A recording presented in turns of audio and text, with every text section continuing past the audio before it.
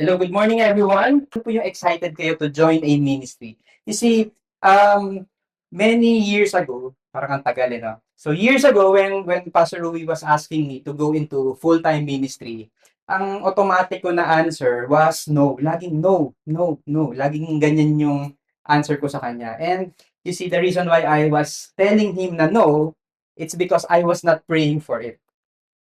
So, ano po yung request ko sa inyo? Ang request ko po sa inyo is please pray to God.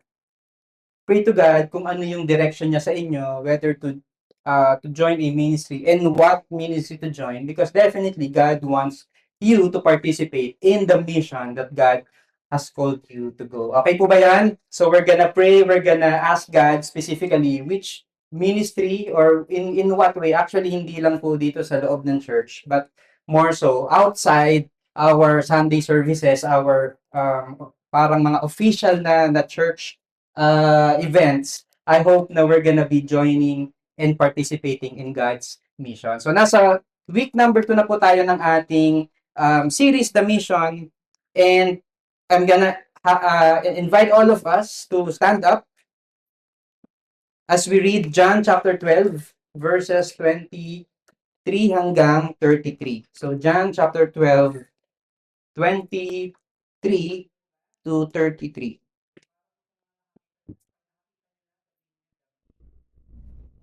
Alright. Nakita niyo na po ba? So, para po sa mga nakakita niya, pag nakakita niyo na, sabihin niyo the mission. So, let's all read John chapter 12, starting from verse 23. And Jesus answered them, "The hour has come for the Son of Man to be glorified. Truly, truly, I say to you, unless a grain of wheat falls into the earth and dies, it remains alone, but if it dies, it bears much fruit. Whoever loves his life loses it, and whoever hates his life in this world will keep it for eternal life. If anyone serves me, he must follow me, and where I am, there will my servant be also. If anyone serves me, the Father will honor him. Now is my soul troubled, and what shall I say? Father, save me from this hour. But for this purpose I have come to this hour.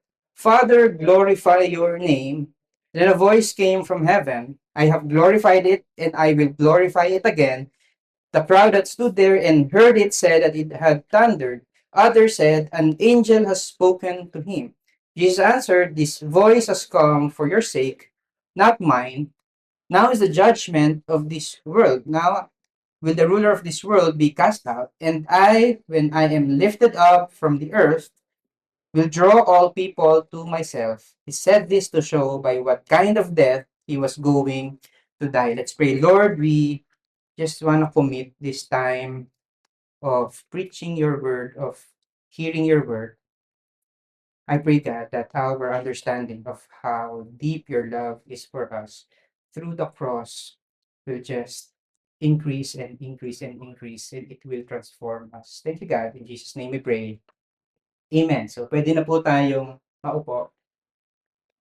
The verse that we read, ito pong John chapter 12, actually, ang context po nito is that it was the time of the Passover week.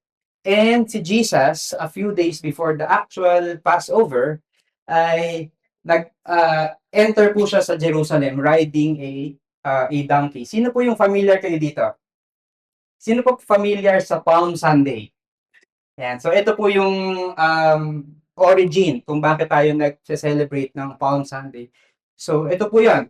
So, right after the kakatapos pa lang ng triumphal entry ni Jesus into Jerusalem, sabi po sa Bible, when we read John chapter 12, yun pong mga naunang verse dun sa binasa natin kanina, meron pong mga Greeks that approached Philip the disciple. Sabi nila kay Philip, Sir, we wish to see Jesus. Pwede bang makita si Jesus? And napaisip ako na bakit yan nila gustong makita si Jesus? Siguro magpapa-autograph, magse-selfie sila, magpapa-picture, I don't know. Pero ito po yung probable reasons kung bakit sila nagsabi kay Philip na, Sir, we want to see Jesus. So, unang reason, baka, kasi sabi ko nga, it was the time of the Passover, baka nakikiselebrate, baka nakikipiesta. Meron bang dumadayo sa mga piesta? Lalo na yung mga big na piyesta sa Pilipinas. Di ba, minsan may mga nakikipiesta, pero hindi naman talaga taga ron. So, baka nakikipiesta sila, baka naman sila, they're seriously seeking God. Baka naman talaga hinahanap talaga nila si Lord, gusto talaga nilang makilala si Lord. And ito po yung pinaka-probable na reason. Because in John chapter 11, ano po yung isang napakalaking nangyari doon? Jesus raised Lazarus back from the dead. And so the word about Jesus Christ spread when Jesus raised Lazarus from the dead. And probably isa sila sa mga nakarinig noon, and now they're curious to meet Jesus. So sabi nila, "Sir, we want to see Jesus." You see, the answer is we really don't know kung ano yung reason nila. The Bible does not mention it. Pero there's one thing that we can know. And ano po yung pwede nating malaman? Yung own reason natin kung bakit ba tayo nagdo-draw kay Jesus closer. So ang question, and I'm gonna channel my inner Bishop Ferdy Cabiling. Why are you here? What draws you closer to Jesus? Sino po dito you want to say the same thing? Sir, we wish to see Jesus. Can you raise your hands? Ito rin. Pwede bang makita si Jesus? Pwede ko bang ma-encounter si Jesus? So, ang question, ikaw mismo, why do you want to see Jesus? What draws you to Jesus? So, this is a question na you can answer yourself. And alam niyo po, this year, kakaumpisa pa lang ng year, marami po tayong mga gustong mangyari. Tama ba? Sino po dito gusto nyong mag-asawa this year? Sino po dito gusto nyong ma-promote this year? Marami po tayong mga gustong mangyari for the year. And for the past 2 weeks or so, actually, marami po akong mga nakausap na they, they, they're really in need of Jesus. Bakit? Kasi may mga nakausap po akong namatayan, may nakausap po akong nagkasakit, meron po akong nakausap na nawalan ng work, naghahanap ng bagong trabaho, may nakausap po akong nag-miscarriage, and marami pang iba. Imagine, at the start of the year, ito po yung mga pinagdadaanan nila. Instead of being festive and celebrative because of the New Year, because of the Christmas, they're going through a lot of troubles. And probably ang reason kung bakit po tayo lumalapit kay Jesus is because we know that Jesus blesses us. Tama po ba? Bine-bless po tayo ni Jesus? Yes. That we know that Jesus heals us. He is our healer. We know that the Lord provides. We know that Jesus is our shepherd. He protects us, and we know a lot about Jesus, and probably we have a lot of reasons kung bakit po tayo lumalapit kay Jesus. Pero ang question ko, yun na ba talaga yun? We just draw closer to Jesus because we need something from Jesus? And ano ba talaga? And yung mga Greeks, sabi ko nga kanina, they were asking Philip, "Sir, we want to see Jesus. We wish to see Jesus." And amazingly, this is how Jesus answered the request of the Greeks for them to see him. Okay? So, hindi po niya directly kinausap yung mga Greeks. He talked to the crowd, and this is his response to that statement, to that request. "Sir, we want to see Jesus." Ito po yun. So, okay, ready na po ba kayo? We're gonna talk about the response of Jesus, which I subdivided into several segments para po mas maintindihan natin. So, the first thing that Jesus said is that the cross is necessary. The cross is necessary. So, ang sinimulan po ni Jesus, yun pong response niya by talking about the necessity of the cross. Sabi niya in verse 23, "And Jesus answered them, the hour has come for the Son of Man to be glorified." So, it's the time nung marami pong mga uh, times in the Bible na meron po siyang gagawing miracle, meron po siyang papagalingin, and Jesus will always say na, okay, wag mo munang sabihin sa iba, wag mo munang ikwento. Kasi it's not yet the hour. It's not yet my time. But here, Jesus was saying, the hour has come for the Son of Man to be glorified. Ito na talaga yung time. And ano yung nire-refer niya dito? Nire-refer dito ni Jesus yung kanyang nalalapit na crucifixion. He was talking about his death. In verse 24, ang sabi niya, this is an illustration. To illustrate that he's gonna die, ito po yung sabi niya, verse 24, truly, truly, I say to you, unless a grain of wheat falls into the earth and dies, it remains alone. But if it dies, it bears much fruit. So he was talking about, he gave an illustration about his death. And ito po yung picture ng grain of wheat. Okay, so ito po yung ginagawang arena, and yan po yon. So hindi po yan coffee beans. Kung inaantok na kayo, parang naisip niyo, parang masarap i-brew yan. So hindi po yan coffee beans. It's the grain of wheat. Now, yung isa pong grain of wheat, so kukuha ka ng isa dyan, itatanim mo, and what's gonna happen with the grain of wheat? It's gonna die in that sense. Because syempre, lahat alam naman po natin na kapag nagtanim po tayo ng buto, yun pong buto will not remain a seed. It's gonna be destroyed, yung pong kanyang original na itsura ay masisira, but out of that seed will come the plant, the life. And yun po yung sinasabi dito ni Jesus. I'm gonna have to die. The cross is necessary. It's important that I have to die. Hindi po pwedeng mabubuhay lang si Jesus ng maayos, and he's gonna preach well, and he's gonna do miracles, and he's gonna teach people, and he's gonna preach wonderful sermons, and then that's it. Hindi po pwedeng ganun lang. His death is necessary. So I found an article or is a post sa Instagram. Ang title po nito is that good news from around the world that nobody talks about. So good news from the world that nobody talks about. Sino po dito gusto nyo ng good news? Good news. Yan. So okay. So sa Australia, first good news, Australia is on track to eliminate cervical cancer by 2035. So in 10 years, wala na pong cervical cancer sa Australia. How many of you believe that's good news?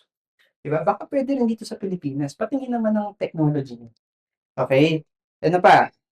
Scientists have developed new techniques to restore coral reefs. Maganda ng mag-snorkeling, di ba? Kita nyo na, dati basura yung nakikita. Pero ngayon, meron ng mga coral reefs, mas maganda na. It's gonna help our the marine animals, okay? Ano pa? The deaths caused by atmospheric pollution has decreased 21% globally. So, all around the world, mas konti na yung namamatay because of air pollution, atmospheric pollution. That's good news. Ano pa? Netherlands. Ito matindi. Yung Netherlands daw, they are closing prison due to falling crime rates. Grabe, no? Di ba yung hindi sila nagsasara ng restaurant, hindi sila nagsasara ng hotel. Ang sinasarado nila ay mga prison. Bakit? Bumabagsak na yung crime rate. Sana all. Gusto niyo ba sa Pilipinas, ganun din? Sa Pilipinas, may good news din. Okay? Talaga, may good news sa Pilipinas. Philippines, ito, mainit-init pa to. Change the number of days to settle a traffic violation. From 15 calendar days to 15 working days. How many of you believe that's good news? Yay! Hindi na calendar days, 15 working days. And all around the world, in different countries, meron pong mga efforts to prevent the extinction of several animals. Rhinoceros, panda, elephants, snow leopards, green sea turtle, and great apes. Okay, tignan mo nga ng matindi ang katabi mo. Titigan mo ng mabuti. Sabihin mo, maliligtas na yung mga unggoy. Hindi na ma-extinct. So, good news ba yung mga sinabi ko? Bad news ba? Good news, di ba? It's good news. These things make life on earth better. Question. Does it make life on earth better? Does it make the country better? Yes or no? Yes, pero ito po yung question ko. Does that solve the ultimate problem that we have, which is sin and death and separation from God? No. And that's why the cross is necessary. Because no matter how good of a preaching that Jesus did, Jesus is a good preacher. He is the master teacher. He is a master miracle worker. And he has done a lot of miracles. He has lived his life well, pero the cross is still necessary kasi without the cross, without his death, then all of the things that we're talking about is useless. It's gonna teach us to live a good life, but it's not gonna save us from this life. And you see, there's no plan B. Sabi po ni Isaiah 53 verse 5. But he was pierced for our transgressions. He was crushed for our iniquities. Upon him was a chastisement that brought us peace, and with his wounds we are healed. So what am I trying to say? There's no plan B. God's plan is for Jesus to be pierced, for Jesus to be crushed. It's for Jesus to die on the cross. Tahimik ka. Because the cross is necessary. Nagigets po ba? The cross is necessary. Second, is that the cross is costly. Mas mahirap yata to ha. And ano po yung ibig sabihin niya? The cross is not just about what Jesus did for us. Yes, it is. It is about what Jesus did for us. But it's also the pattern of how we're gonna live our lives.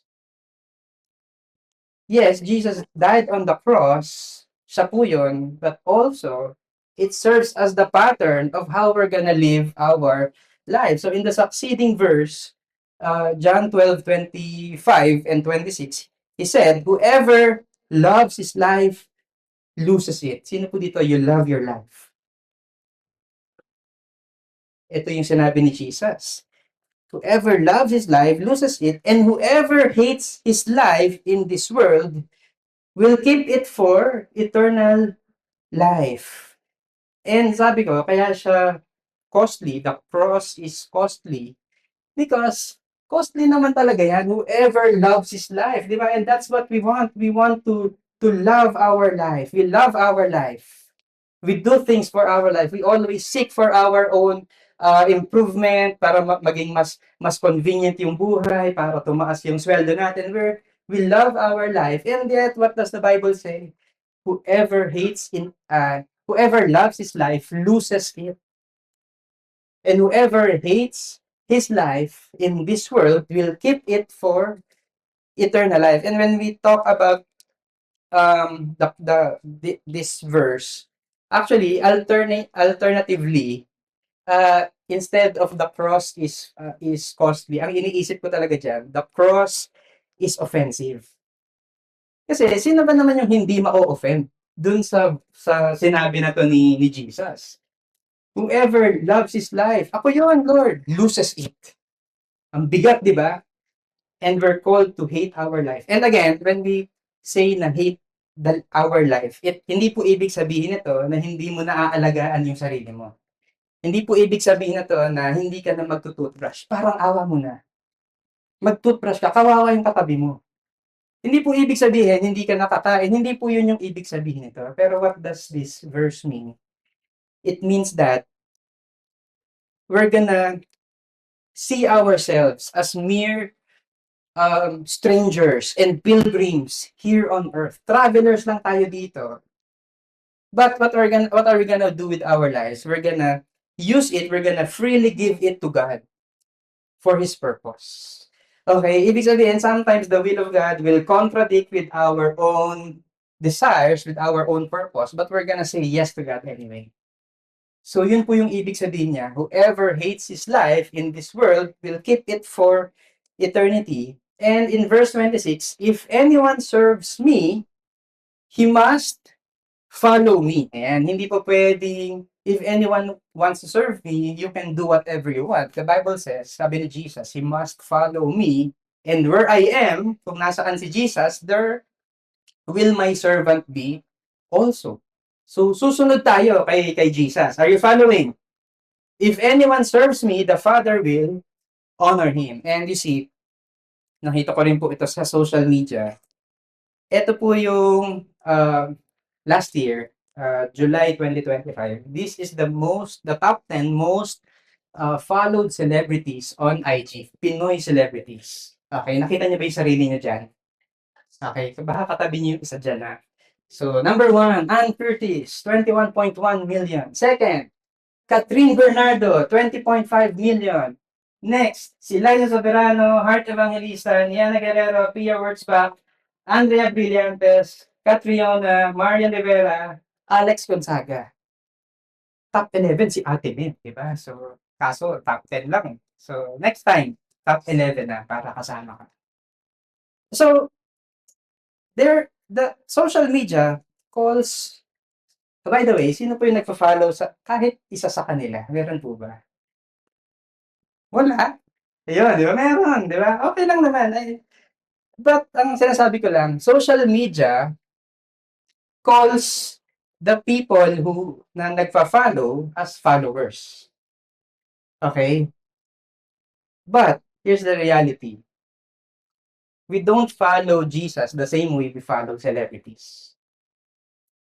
We're not gonna follow Jesus the same way we follow celebrities on social media. Kasi ano ba yung ang problema kasi sometimes we think we're following Jesus.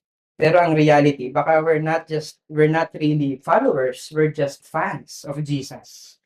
So let's differentiate ano. Yung fan, ang ginagawa po niya, ina-admire niya and chini-cheer niya si Jesus. Kilala niyo ba ano ang pangalan nun? Si Boy Backup. Di ba si Boy Backup? Lagi niya sinasabi, ang galing mo talaga, Boy, pick up! And sometimes, baka ganun lang tayo. Ang galing mo talaga, Jesus! So, ikaw yung boy backup ni Jesus. Ang galing mo talaga, ang galing mo.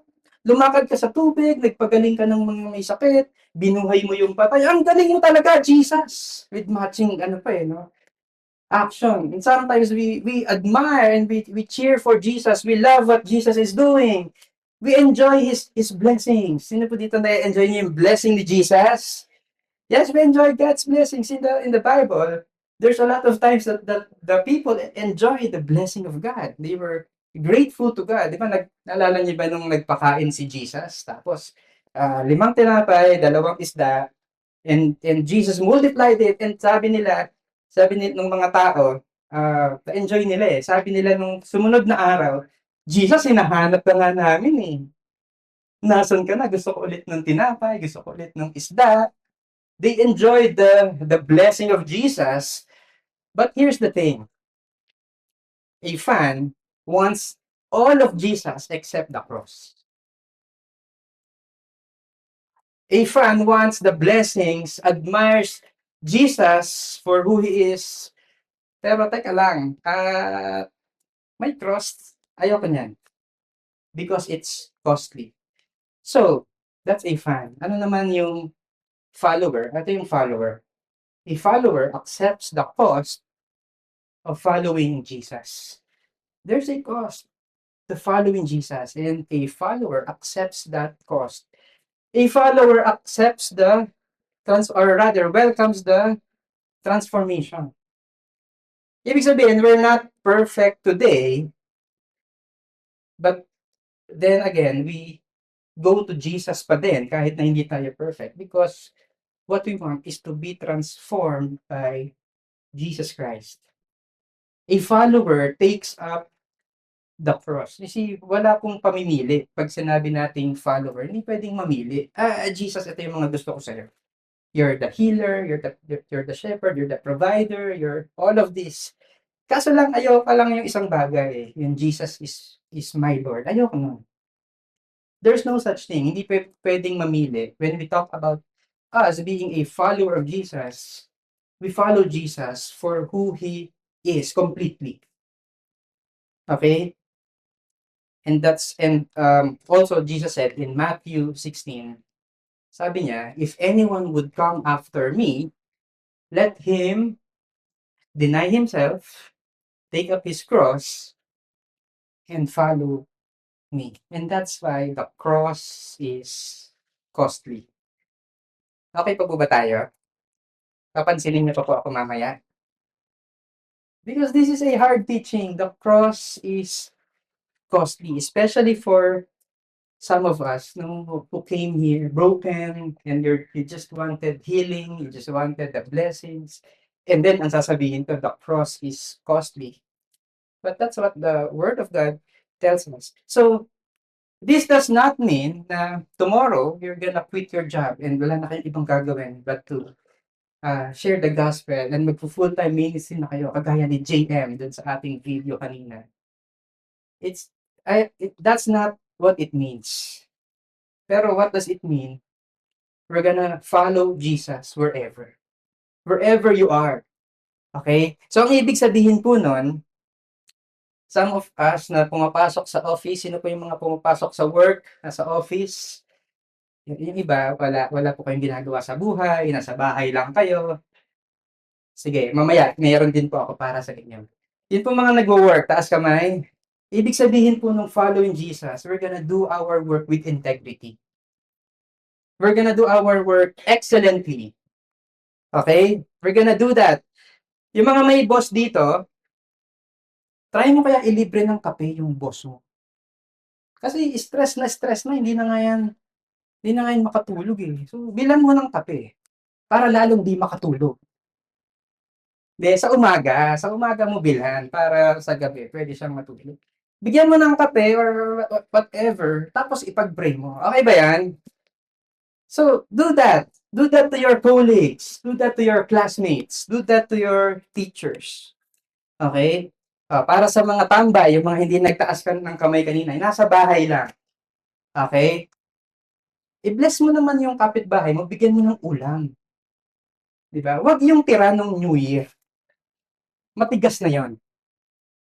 Wag yun.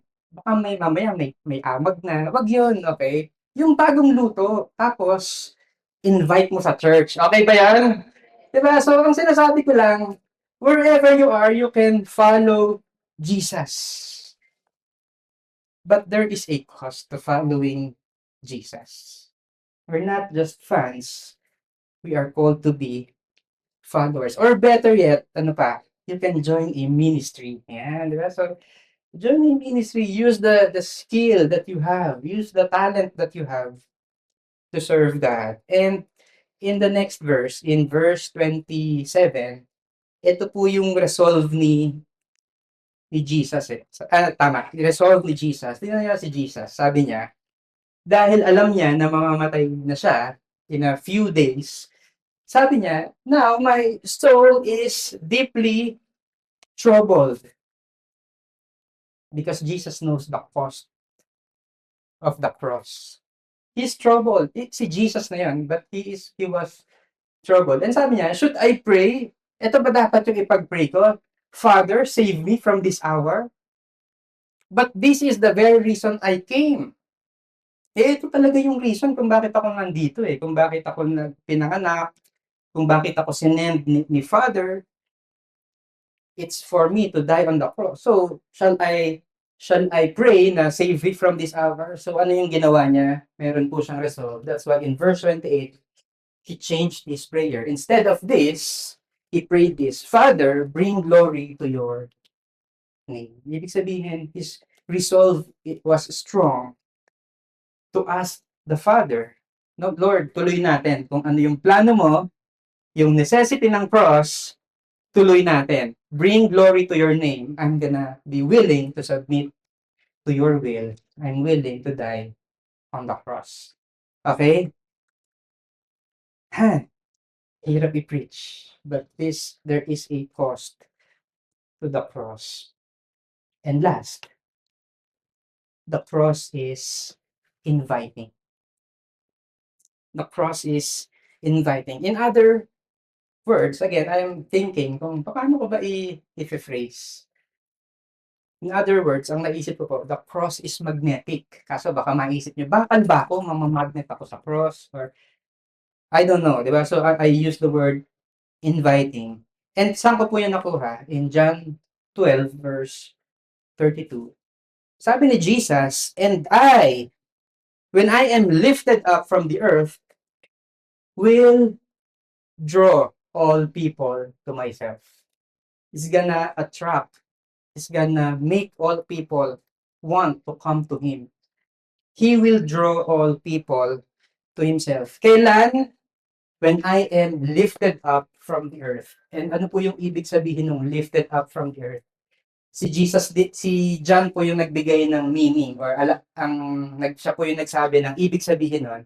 In verse 33, he said this to show by what kind of death he was going to die. So when Jesus said that when I am lifted from the earth, he was talking about the cross. Ano po yung sinasabi dito ng Jesus? When I am lifted up from the earth, when I am crucified, when I die at the cross, I will draw all people to myself. All people.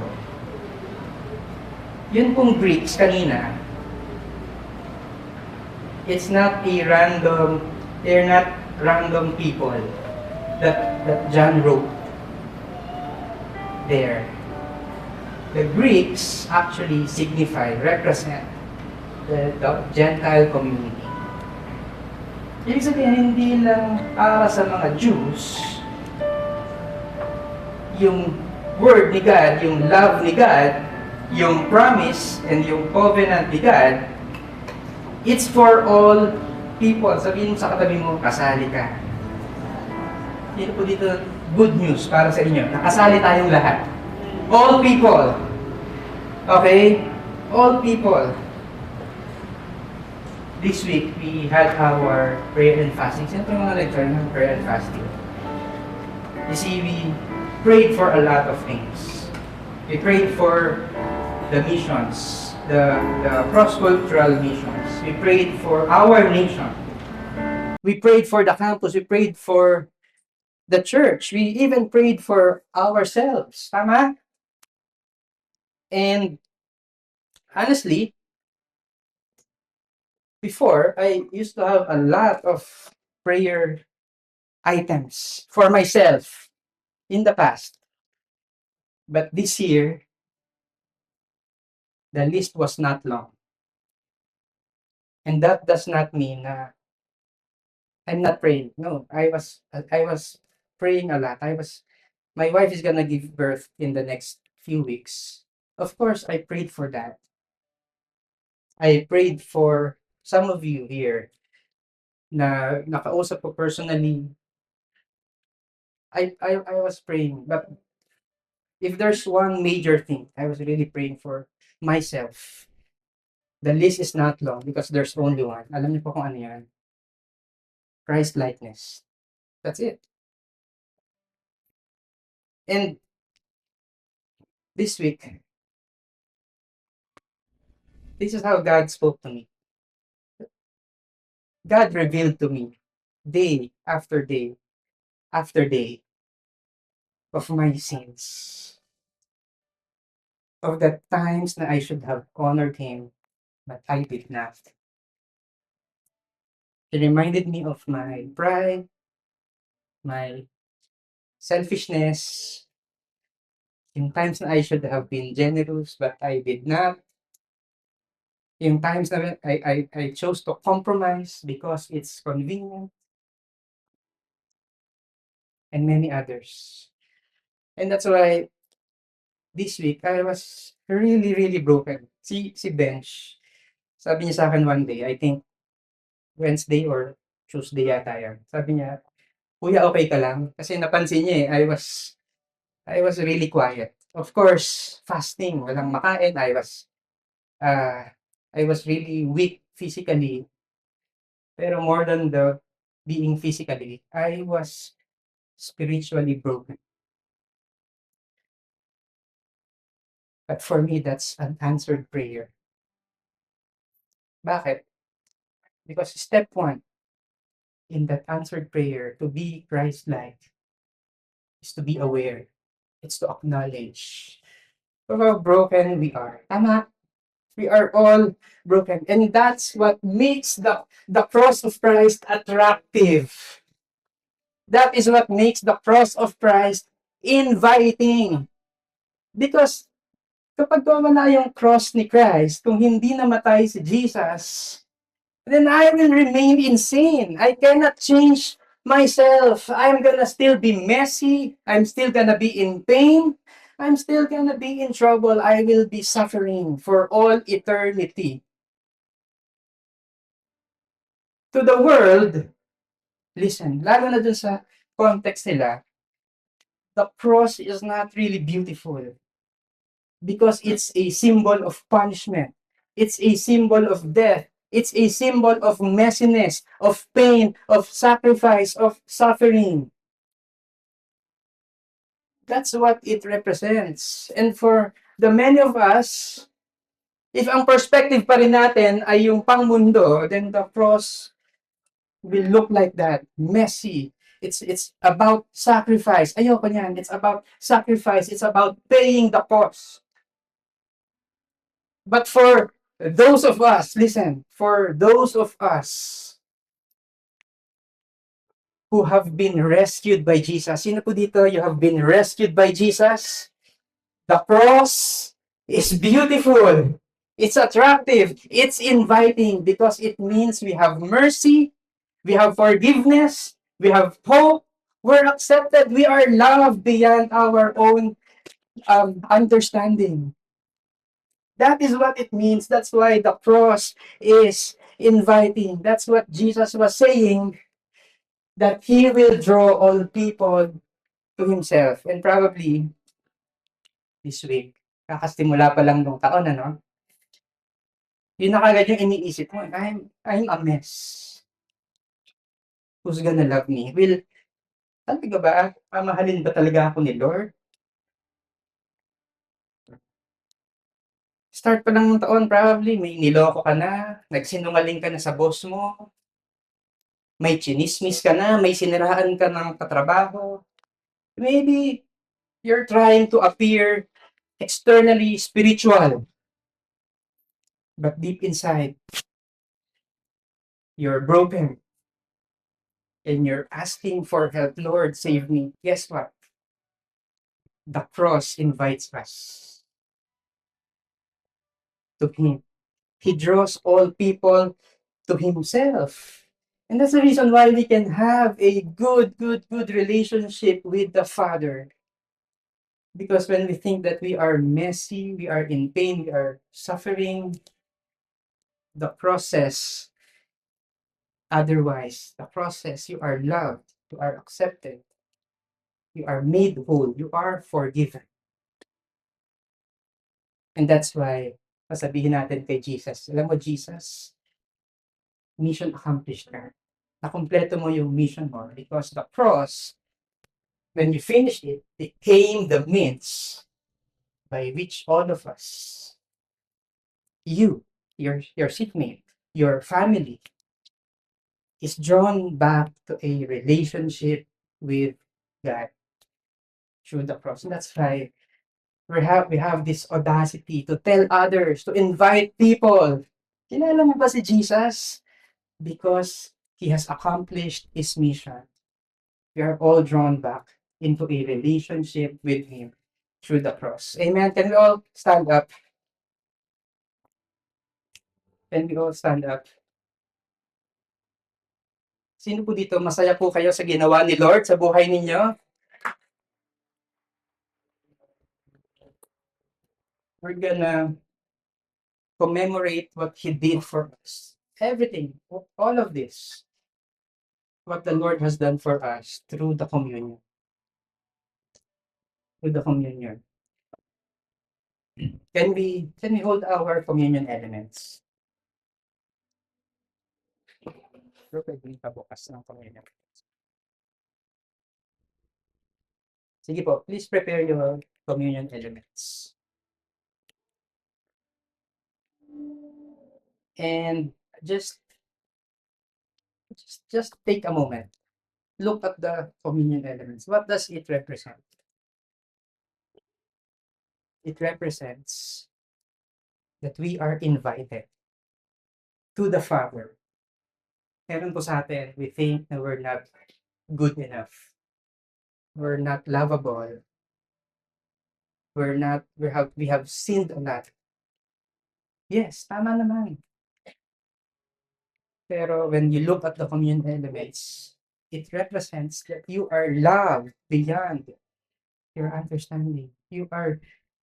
God thinks that you are worthy, that you are valuable for Him to send His Son. Yes, we are all sinners, pero God thinks, teka, kahit sinner yan, mamaalin ko yan.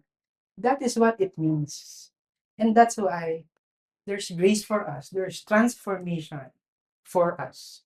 All of these things is possible because of the love of God shown to us in Jesus Christ. So let me read 1 Corinthians chapter 11, verse 23. For I received from the Lord what I also delivered to you, that the Lord Jesus, on the night when he was betrayed, took bread. And when he had given thanks, he broke it and said, "This is my body, which is for you. Do this in remembrance of me." Can we all partake of the bread? This is the body of Christ broken for us. Verse 25 says, in the same way also, he took the cup after supper, saying, "This cup is the new covenant in my blood. Do this as often as you drink it in remembrance of me. For as often as you eat this bread and drink the cup, we proclaim the Lord's death until it comes." The blood of Christ, which was shed for us. Let's all partake of the cup. Lord,